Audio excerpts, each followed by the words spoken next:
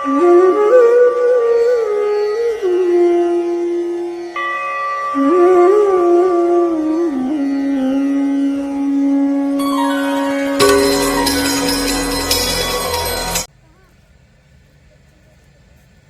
World international meditation resort जिला इकाई सतना के तत्वाधान में प्रत्येक वर्ष आयोजित किया जाता रहा है और 2023 का ये वार्षिक अधिवेशन का ये पहला सत्र पहले दिन का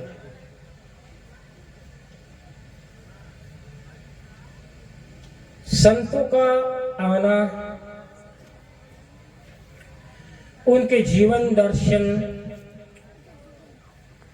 उनके विचार, उनके भाव से हमें क्या मिलता है। अब यहां प्रश्न आता है, संत के विचार और उस विचार से लाभ।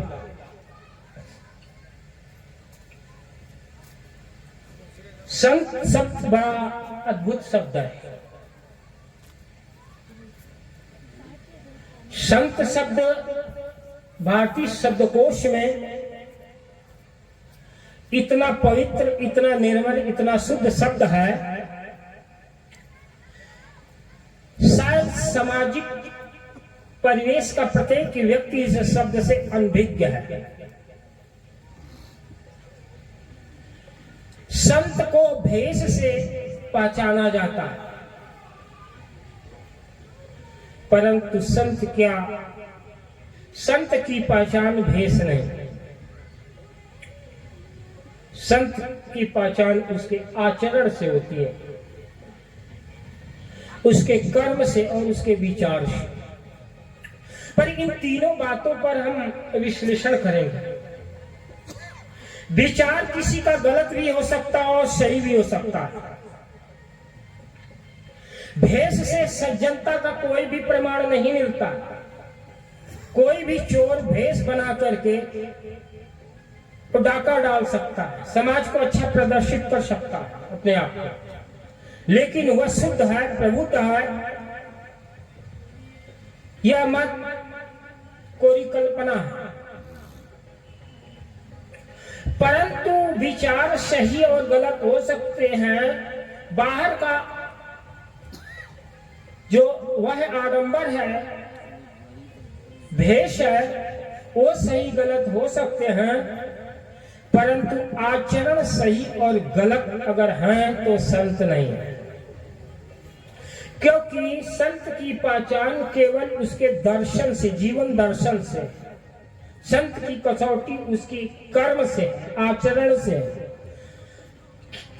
व्यक्ति, वस्तु, भेष, क्रिया संत की प्रामाणिकता नहीं है। संत की प्रामाणिकता उसका आचरण है। दूसरी बात कि संत के पास जाने से मिलता क्या हमें? लोग कहते हैं संत के पास जाने से क्या मिलता है, तो इसलिए क्यों जाए। कुछ लोग संसार के बिगड़े हुए काम को ठीक करने के लिए जाते हैं,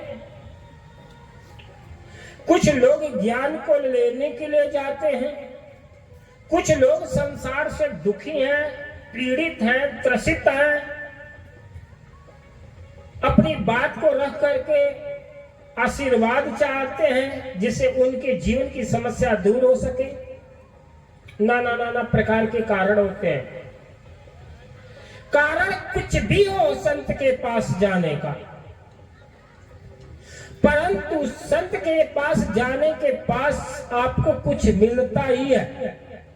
परंतु संसार का प्रत्येक व्यक्ति केवल लाभ और हानि, आर्थिक दृष्टिकोण से ही अपने आप को प्रमाणित करता है। अर्थात अर्थ के तराजू पर ही लाभ और हानि माप रहा है। धन का लाभ उसके लिए लाभ है और धन की हानि उसके लिए हानि है। केवल एक ही पैमाना आजकल के मनुष्य के पास है, मापदंड केवल धन रह गया, जिससे समाज में नैतिकता का अभाव हो रहा है, मानवीय दर्शन का लोप हो रहा है, भारतीय संस्कृति ह्रास हो रही है और मानवता रक्त रंजित हो रही है। प्रत्येक व्यक्ति स्वार्थ परायण हो रहा है। ये समाज में विकृतियां क्यों आ रही है? ये केवल संत से दूरी का, जो व्यक्ति संतों के आचरण से, उनके विचारों से, उनके दर्शन से दूरी बना लेगा तो समाज में भी संगतियां आएंगी। समाज में अराजकता का कारण यही है कि हम उत्कृष्ट जीवन जीना बंद कर दिए और क्लिष्ट जीवन, कठिन जीवन को आत्मसात कर रहे हैं, जहां लोभ और कामनाओं का ही चारों तरफ व्यापार हो रहा, जहां स्वार्थ परायणता ही जीवन का मकसद बन गया है, जहां व्यक्तिगत सोच, व्यक्तिगत लाभ और व्यक्तिगत दायरे में आदमी जीने लगा है। यही जीवन दर्शन समाज की निकृष्टता का प्रमाण हो रहा और समाज गलत दिशा की तरफ जा रहा। अब प्रश्न खड़ा होता है कि संत के पास फिर क्या मिलता है? मैंने सुना है, एक बार की बात है, और एक गांव के बाहर एक पहाड़ था और पहाड़ पर एक त्यागी संत रहता था।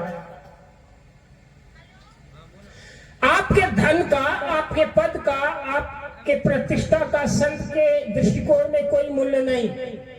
आप क्या दे रहे हैं? वो देखो सामने बैठा हुआ सूरती मल्ला, उसको बैठने का, समय का, जगह का कोई मापदंड नहीं। अब वो कर्म कर रहा है व्यक्ति, जीवन का सुधार करने के लिए सामने बैठा है, और मैं ये मत समझो कि मेरी दृष्टि किसी व्यक्ति पर नहीं, यहां तो सुधार करने की भूमिका है। जरा सोचो, तुम बैठकर क्या कर रहे हो?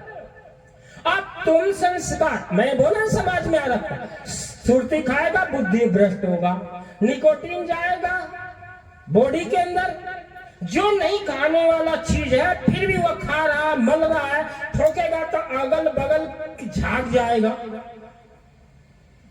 दूषित कार्बन डाइऑक्साइड झाग जाएगा, उसको परेशान करें। अपने तो जबरदस्ती, अरे खाने वाली अच्छी चीज होती थी तो निगल जाए, वो जानता है कि ये खाने वाली चीज नहीं है, मुंह में डालकर थूकेगा, बार बार इधर उधर थूकेगा, उससे लाभ नहीं है। न खाने वाली चीज को खा रहा है, न पीने वाली चीज को पी रहा है, आदत का इतना मजबूर हो चुका है ये आदमी। और जो आदमी अपनी आदत का मजबूर होगा वो किसी भी व्यक्ति को मजबूर कर सकता है। पत्नी को मजबूर करेगा, बेटा बेटी को मजबूर करेगा, भाई बंधु को मजबूर करेगा। उसके अंदर सोचने की शक्ति नहीं रहेगी, विचार करने की शक्ति नहीं, उसकी संवेदनाएं मर जाएगी। और जिस व्यक्ति की संवेदनाएं मर गई, उस व्यक्ति की आत्मा मर गई। जीता तो है, जी रहा है, सांसें चल रही है, इस संपूर्ण शरीर संवेदनाओं का पुंज है, जिसका प्रकाश का समूह कारण सूर्य है, और सूर्य की प्रत्येक किरण 24 घंटा ऊर्जा दे रही है। एक एनर्जी, एक यूनिवर्सल एनर्जी दे रही है, पूरे ब्रह्मांड में ऊर्जा दे रही है।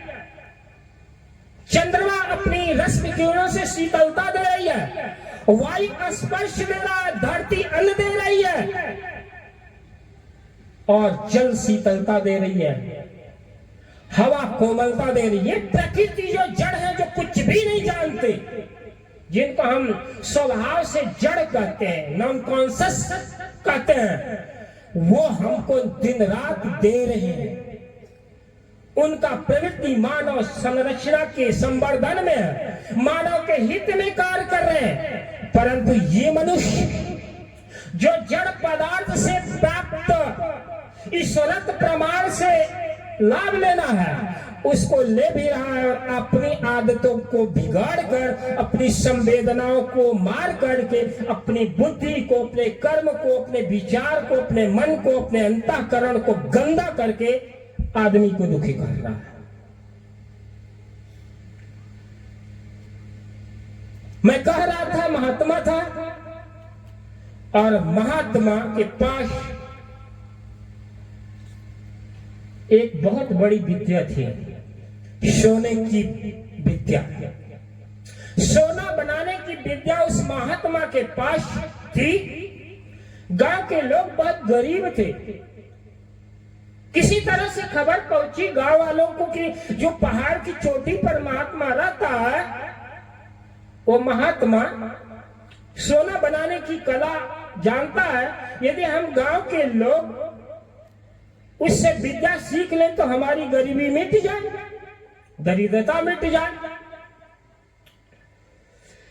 ग्राम प्रधान को बुलाए और एक सभा आयोजित की। ग्राम सभा बुलाई गई और सरपंच को ये बात बताई गई कि ऊपर पहाड़ पर महात्मा रहता है, उस महात्मा से चल करके हम सभी सोना बनाने की विद्या सीख लें और अपने जिंदगी की सारी गरीबी मिटा दें।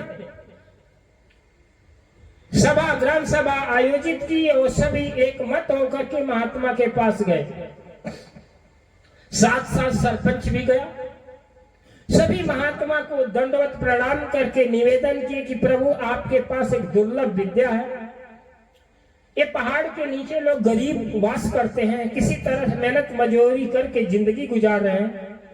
आपकी कृपा हो जाए तो सोना बनाने की विद्या मिल जाए तो हमारी गरीबी, दरिद्रता मिट जाए। महात्मा स्वभाव के सरल है। महात्मा की स्वभाव का तो समाज के लोग दुरुपयोग करते ही हैं। महात्मा ने बोला ठीक है, मैं तुमको सोना बनाने की कला दे दूंगा, लेकिन मैं तुम सब में से देखूंगा कि क्या हमारे सोना बनाने की विद्या यानी जो कला है, इसको सीखने की योग्यता है, पात्रता है। और यदि सब गांव के सभी लोगों को ये पात्रता आ जाएगी तो मैं ये सोना बनाने की विद्या सिखा दूंगा। बात जो है कह के महात्मा बोला कि जितने गांव के लोग हो गौशाला में जाओ, गाय के चारा बालो, मैंने आश्रम के सारे काम करो और अपने यहाँ सेवा करो, और जब मैं देख लूंगा कि सोना बनाने की कला सीखने की योग्यता होगी तो मैं सिखा दूंगा। अब महात्मा इंतजार कर रहा है और महात्मा इंतजार करने लगा कि देखिए कौन सोना बनाने की कला सीखने की पूर्ण योग्यता रखता है। महात्मा की नजर हर व्यक्ति पर थी, हर व्यक्ति जो भी उसके पास पहुंचे थे।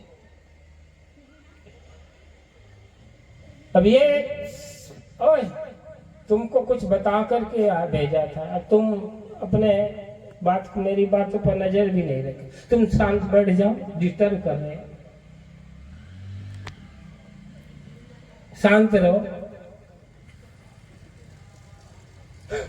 जब आदमी किसी की बात को ठीक से सुनता नहीं तो समझता नहीं, समझता नहीं तो करता नहीं। महात्मा इंतजार करने लगा। 24 घंटा हुआ, यहाँ पर भी सोना बनाने की कला मिल सकती है, लेकिन कुछ लोगों की याद आने लगी कि मेरी गाय, मेरे बैल, मेरी बीवी, मेरे बच्चे, जिम्मेदारियां। 24 घंटा नहीं रह पाए महात्मा के पास। हालांकि महात्मा के पास सारा भंडार भरा था, बस करना खाना, सीखने के लिए वक्त तो चाहिए। कहा जाता न कोई हंस के सीखा है न कोई रो के सीखा है, जब भी जो कुछ सीखा है किसी का होकर सीखा है। आप चाहो मांगने के लिए आपको कुछ नहीं मिलेगा, किसी का होना पड़ेगा। अगर आप किसी का हो नहीं सकते तो आप कुछ भी पाने योग्य नहीं। 24 घंटे नहीं रुक पाए कुछ लोग, महात्मा का आश्रय छोड़ करके घर पर चले आए। 2 दिन के बाद और भीड़ कम होगी, 3 दिन के बाद और, ऐसे करते करते करते महीने में तो बस चंद लोग, साल भर के बाद तो एकदम ही कम, 2 साल के बाद केवल 2 व्यक्ति रह गए। 2 व्यक्ति रह गए उस महात्मा के पास, और महात्मा की सेवा करते रहते, और महात्मा उनकी सारी चीजों को देखता रहता था। 12 वर्ष इंतजार करता रहा महात्मा। 11 साल बीत गया, 12वें साल लगा तो उस 2 चेले में से, शिष्यों में से एक ने बोला कि भाई देखो, मेरा वक्त तो 11 साल गुजर गया और इनमें आत्मा सोना बनाने की विद्या में अवश्य कुछ भी नहीं बताया, और मैं तो अब 12 साल गुजार चुका, अब मेरा बाद टूट रहा, मैं अब जा रहा हूं। दूसरा जो चेला था बोला, ठीक है, तुमको जाना है तो जाओ, कोई दिक्कत नहीं, जाओ। और वो 2 में जो इतने 12 लंबे समय से टिके, तो 2 में से भी एक ताव छोड़ करके महात्मा का साथ चला है, घर वापस आ गया। जब घर वापस आ गया तो बच गया एक, जो एक बचा हुआ महात्मा का तन मन पूरी श्रद्धा से सेवा करता था, जैसा करता वैसे करता। 12 साल बीत गए और 13वां साल लगने वाला था, नहीं 12 बजे रात होने वाली थी। 12 साल का अंतिम दिन खत्म होने वाला था। इस बार महात्मा अपने शिष्य के पास पहुंचा। रात का समय, चेला चारपाई पर लेटा हुआ था, सोया हुआ था, और महात्मा उसकी कुटिया में, उसकी झोपड़ी में प्रवेश करता है और देखता है अपने शिष्य को, तो उसके दिल में बड़ा करुणा पैदा होती, बड़े आह्लाद, बड़े मैत्री मुदिता और बड़े आनंद अनुमति मुदिता से भर जाता है। शायद जैसे एक माँ अपने नौनिहाल गोद में रखे हुए बच्चे को लाड प्यार से देखती है। 12 साल रहते रहते वो शिष्य गुरु की समस्त योग्यताओं में पारंगत था। उसकी योग्यता इतनी बढ़ चुकी थी, जितना गुरु उससे अपेक्षा किया था उससे भी कहीं ऊंची योग्यता रखने लग गया था। और उस शिष्य के मुखमंडल को देख करके, उसके हाव भाव और आचरण को देखकर, जो भी उसके पास था सब कुछ लुटा देना चाहता। चाहे वो संत हो, गुरु हो, वो सब कुछ तभी लुटाता है जब उसको बटोरने वाले, समेटने वाले की पात्रता होती है। यहां लुटेरे बहुत हैं, लेकिन लुटाने वाले कम हैं, और संत से बड़ा लुटाने वाला कोई नहीं, और संसारी से बड़ा लुटेरा कोई नहीं। ये दोनों शब्द सापेक्ष हैं, लेकिन बहुत महत्वपूर्ण है। लुटेरा और लुटाने वाले का अभिप्राय यह नहीं है केवल धन लूटो। धन कोई दुनिया का सबसे निकृष्ट अशुद्ध चीज है, लेकिन दुनिया के लोग उसको बहुत पवित्र मान लिए। इस दुनिया में धन ही हजारों लाखों के हाथ में पहुंचता है, और धन से अशुद्ध कोई चीज नहीं, और धन की शुद्धता केवल दान से ही है। धन की शुद्धता केवल दान है। अगर आप धन को भोग रहे हो, धन को बटोर रहे हो, धन को जोड़ रहे हो, तो अशुद्ध कर्म को ही जोड़ रहे हो। धन की पवित्रता केवल दान से ही है। महात्मा उसके मुखमंडल को देखा, देखने के बाद लुटाने, अपने पास जो भी ज्ञान था अनमोल अनुभव था, वो सब कुछ देने के लिए बरस पर बरसा बादल प्रेम का हरी भरी बन रहा है। कबीर कहते हैं कि संत बरसता है। संसार के दुखी आदमी तपन से, काम से, क्रोध से, लोभ से, मोह से जल रहा है, और संत की वाणी जो ज्ञान और अनुभव है, आचरण है, वही आत्मा और मन को तृप्त करने वाले हैं।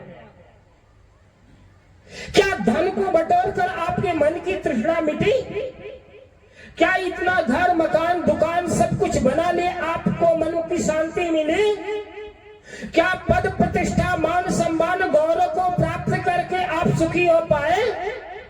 क्या बीवी बच्चे बच्चा और परिवार को बढ़ा करके आपकी आंतरिक मन की तृप्ति हासिल हुई? यदि नहीं तो आप जो भी कुछ किए हो आपको शांति देने वाले नहीं, आपके जीवन की तपन को बुझाने वाली नहीं। इसलिए कबीर ये कहते हैं कि वर्षा बादल प्रेम का। बादल क्या है? शुद्ध वाणी, ज्ञान की वाणी ही बादल है, और शुद्ध ज्ञान की वाणी में ही प्रेम बरसता है। जो निर्णय है, जो शाश्वत सत्य है, जो आत्मज्ञान की विचारधाराएं हैं, वो क्या है? प्रेम की अद्भुत कृति है। विराटतम से विराटतम अस्तित्व की कृति है प्रेम। वो प्रेम नहीं जो आज का लड़के और लड़कियां कर रहे हैं, वो तो एकदम निकृष्ट। तो कभी कहते वर्षा बादल, बादल जब ज्येष्ठ मास होता है, ज्येष्ठ मास में धरती चारों तरफ से आग से उबलती है, चारों तरफ गर्म हवाएं चलती हैं, धरती से तपन उठती है। उस समय अगर बादल आसमान में मंडरा रहा हो तो लोगों की मन को कैसी सुकून और शांति मिलती है।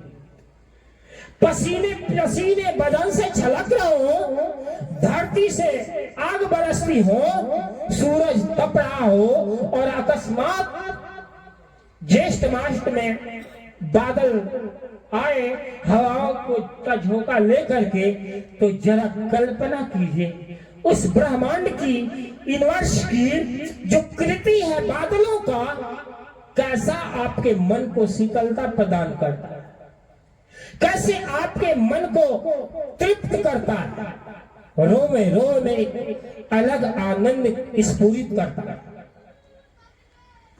तो उसी बात को कबीर ने कहा वर्षा बादल प्रेम का, वो ज्ञान की, अनुभव की, कि बादल जब बरसते हैं, अनुभव के बादल जब बरसते हैं तो प्रेम, वो प्रेम जो मीठी मीठी बात नहीं, वो कर्कश वाणी भी। जब बारिश होती है तो तेज बारिश की मार को धरती नहीं सह पाती है। उसी तरह से जब आपके अंदर खोट होता है और संत की जो बात चलती है आपके खोट पर, तो उसकी चोट आपके अंतरात्मा को ऐसे घायल करती है, वो आपकी गलत आदतों को चोट मारती। तो वो तो लगता है प्रेम का, लेकिन आपको चोट आपकी आदतों की वजह से लगता है। यदि मूसलाधार बरसात हो, मूसलाधार बरसात हो, तो उस बारिश की मार को आम आदमी नहीं सह पाता है। उसी तरह से अनुभव ज्ञान के बादल जब बरसते हैं, संत देता है, तो आम संसारी की बुद्धियां काम नहीं करती।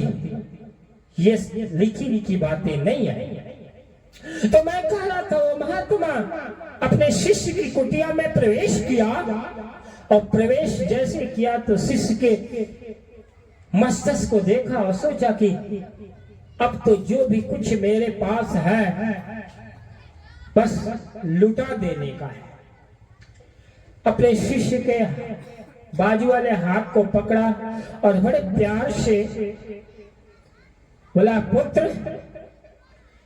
अपनी नींद तोड़ो, ये सोने का वक्त नहीं है, ये सोने की विद्या सीखने के वक्त है। जब गुरु की याद, उसकी संवेदना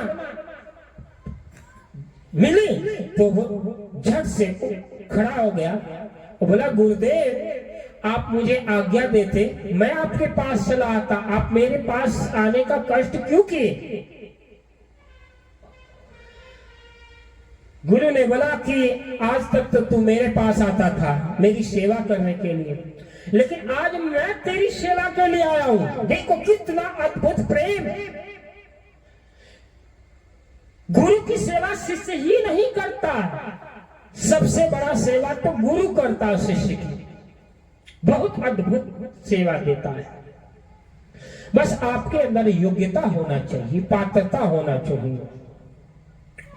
बोला, पुत्र ऐसा है, तुम अब आज सोना बनाने की विद्या सीख लो, क्योंकि जो भी योग्यता चाहिए सोना बनाने की विद्या सीखने के लिए वो तुम्हारे अंदर सब कुछ मौजूद है, और मैं आज सोना बनाने की विद्या तुमको सिखाऊंगा। जिस लक्ष्य को लेकर तू मेरे पास आया है उसको आज मैं पूरा करने वाला हूँ। 12 वर्ष आज खत्म होने वाला, और इसी घड़ी का इंतजार करने के लिए मैं इतने समय तुम्हारी प्रतीक्षा कर रहा था।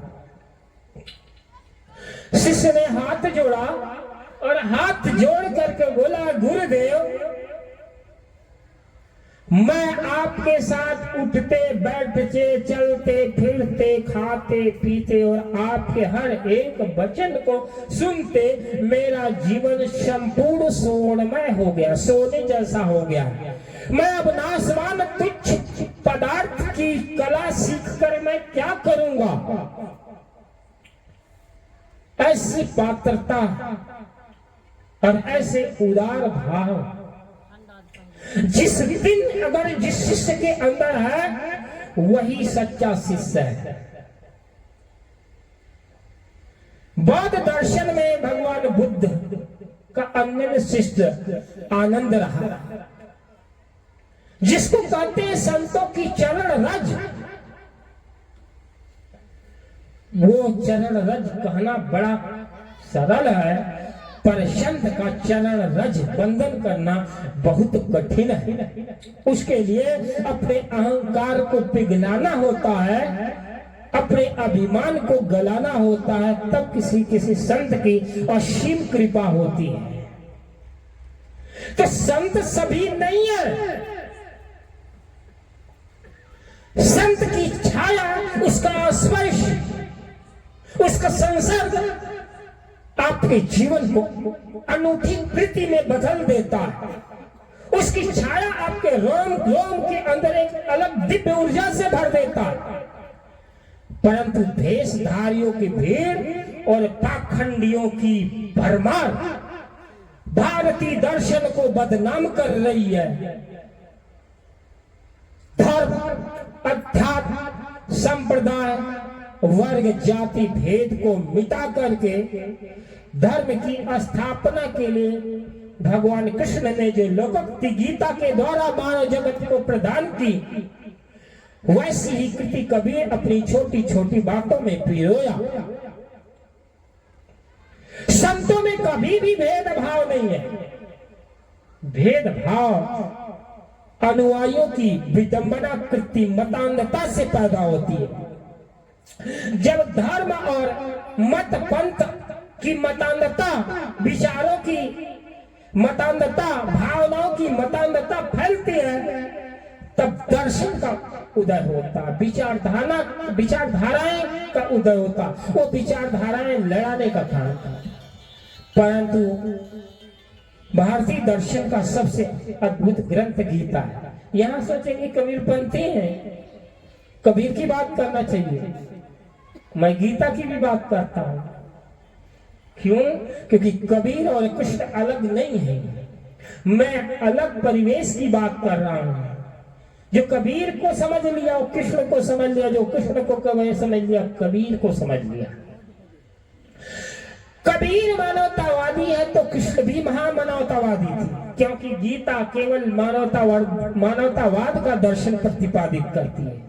बेशक कृष्ण के गीता को, कृष्ण के गायन को आम लोग नहीं समझ पाते। कुछ लोग ऐसे दर्शनवादी हैं जो कृष्ण की गीता को अलग रूप दिया है। परंतु मैंने जहां तक पाया है। न कबीर अलग, न कृष्ण अलग, न नाना अलग, न दादू, न भीख, सबकी बात एक ही है।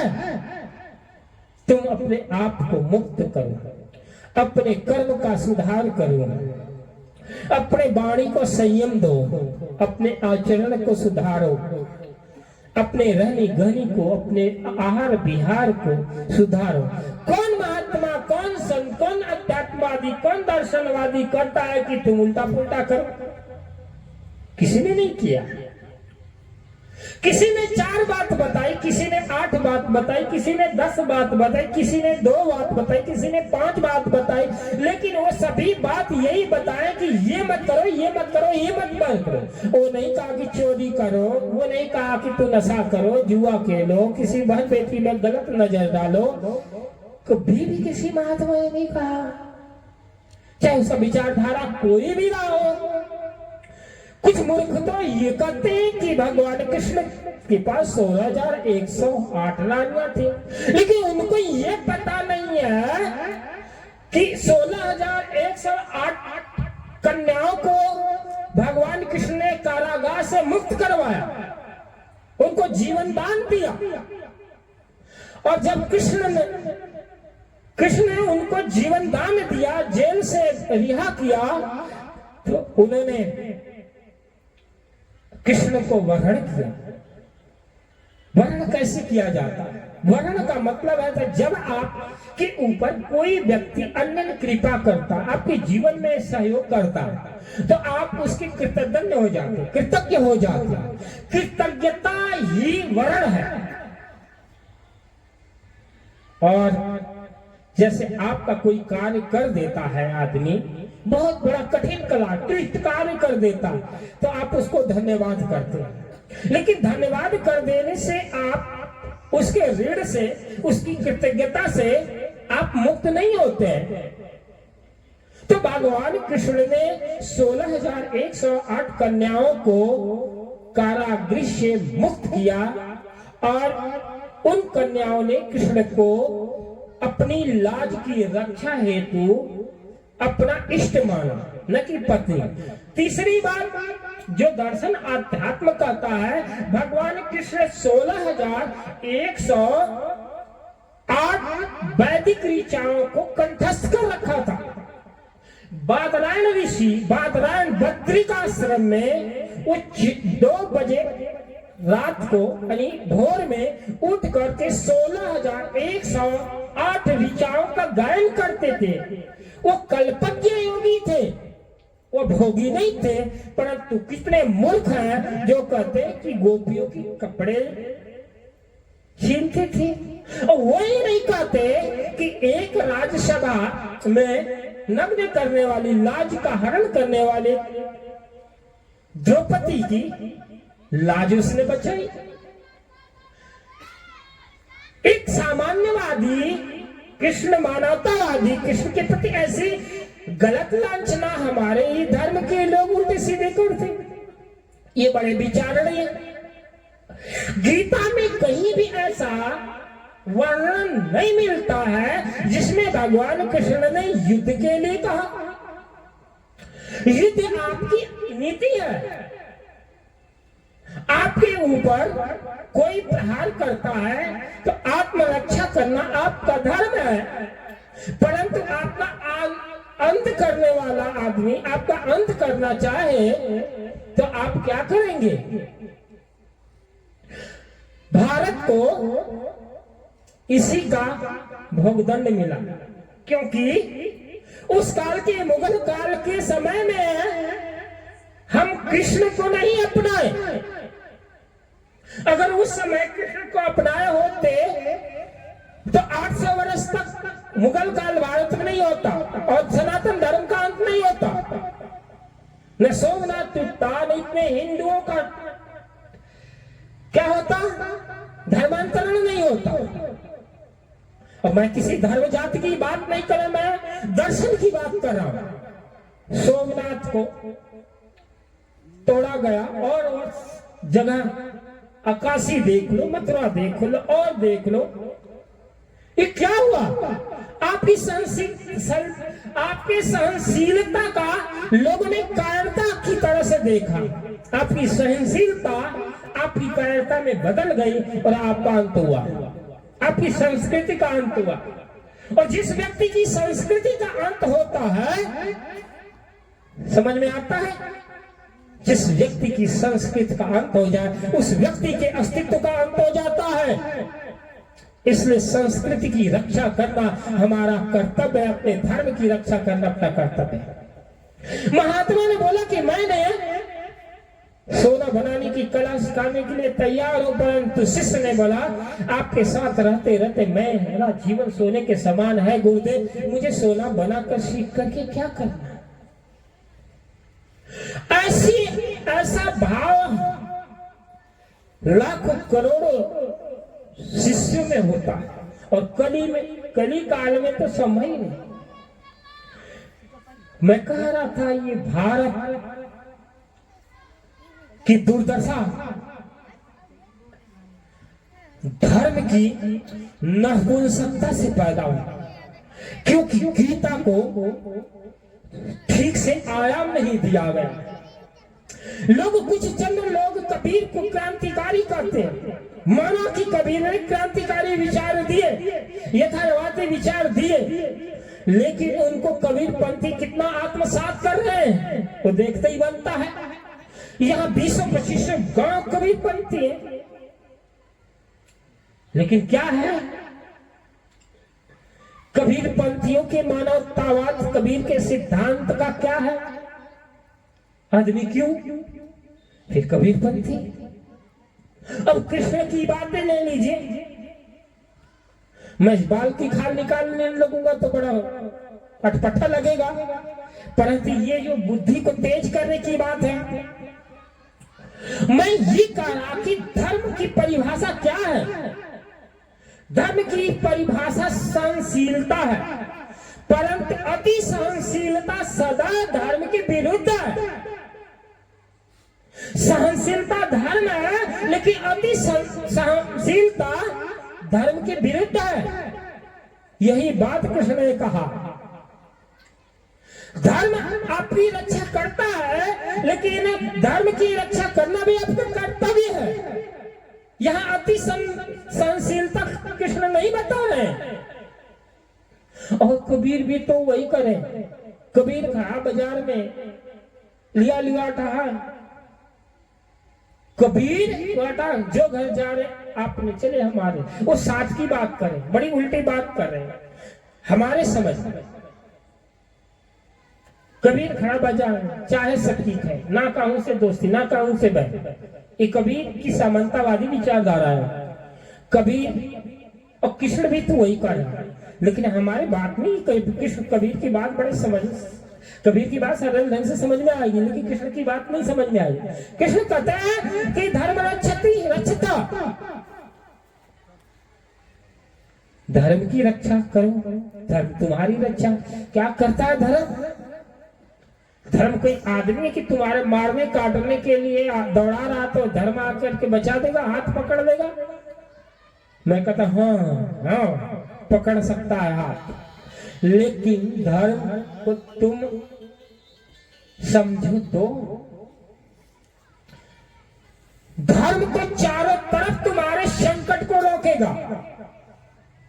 धर्म के एक हाथ नहीं है, धर्म की रक्षा सदैव पांडव करते रहे, इसीलिए हर संकट के मुसीबत से बचते रहे। धर्म आप अगर पालन करते हैं तो सदैव धर्म आपकी रक्षा करेगी, लेकिन आत्मरक्षा करना आपका कर्तव्य है, क्योंकि आत्मा ही धर्म का द्योतक है, आत्मा ही धर्म का अस्तित्व है। यदि आत्म संकट आए तो हमने में फिर हिंसा करना पाप नहीं।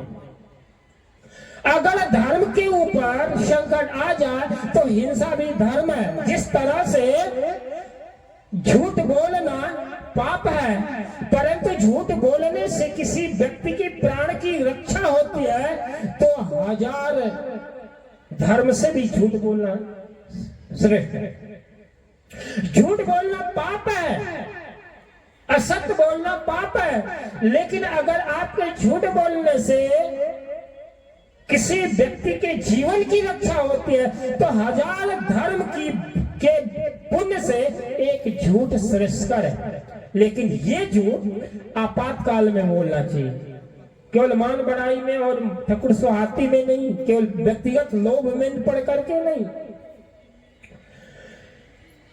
ये कंफ्यूज आपको दूर करना चाहिए, कंपैरिजन करना चाहिए, चिंतन करिए, तुलनात्मक अध्ययन करना चाहिए कि जो मैंने बोल रहा हूं इसमें हमारे स्वार्थ की पूर्ति है या इसमें परमार्थ की सिद्धि है। यदि अगर परमार्थ की सिद्धि हो रही है तो समझ जाइए धर्म है, यदि अगर स्वार्थ की सिद्धि होती है तो वह पाप है। इतनी आपके अंदर विवेक शक्ति अवश्य होनी चाहिए, क्योंकि विवेक ही आपको धर्म के पथ पर आगे ले जाता है। विचार आपको उलझाएगा, विवेक आपको आगे बढ़ाएगा। इसलिए सत्संग क्या करता है? बिन सत्संग विवेक न हो। अब तुलसीदास कहते हैं, तुलसीदास जी कहते हैं बिन सत्संग विवेक नहीं हो। अब विवेक के बगैर धर्म और अधर्म के भेद के रहस्य को जान नहीं सकते, क्या धर्म है क्या अधर्म। इसलिए विवेक की प्रधानता, विवेक की प्राप्ति सत्संग से होगी। और यदि आप सत्संग कर लिए तो विवेक होगा तो धर्म और अधर्म में अंतर सीख जाएंगे। जब धर्म और अधर्म में अंतर सीख जाएंगे तो क्या करना है और क्या नहीं करना है इसका आप स्वयं निर्णय लेंगे। और यदि आप करने योग्य कार्य को करते हैं तो फिर आपके जीवन में संकट आ ही नहीं सकता। यदि संकट आते हैं तो आपका विवेक द्वारा प्रतिपादित धर्म का आवरण कवच हर संकटों से आपकी रक्षा करेगा। ये मेरा प्रमाण है, मेरा अनुभव है। ये मैं झूठ बातें नहीं बोल रहा हूं, मैं रटी रटाई बातें नहीं कर रहा हूं, मैं अनुभव की बात बता रहा हूं, जो मैंने सीखा है, जो मैंने जाना है। जीवन ऊर्जा को आप किस दिशा में लगा रहे हैं? आप 5-10 मिनट भी इस स्पिरिचुअल एनर्जी को अपने माइंड मूवमेंट में एक्टिविटीज कीजिए तो आप पाएंगे कि धर्म की किरण आपके मन को शांति देता है। परंतु जब 24 घंटा होता खाली होते हैं तो जरा सोचिए आप टाइम वेस्ट कहां करते हैं।